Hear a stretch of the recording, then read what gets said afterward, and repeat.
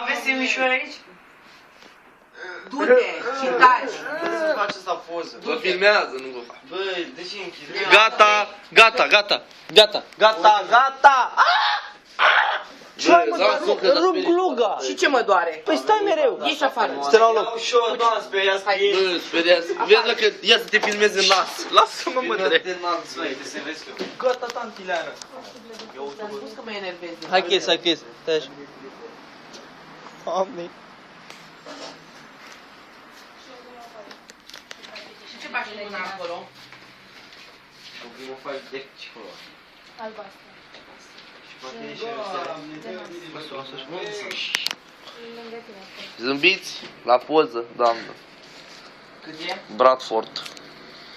Mi s-a burit dracul camera cu asta. Fugi de aici, că e frumos. Păi faci socoteala 2 și cu 3-3. Deci ăsta eu chiar ți-l dau jos.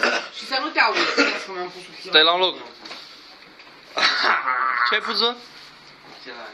Da, de ce ud aici? Ia uite, bă. Deci, ai auzit ce am spus? Da.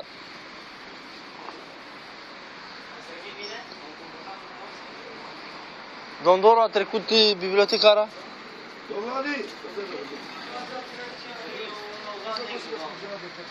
Și scrie gata financiar cu galben. Serios. Uite, uite, uite, uite. Deci, burete.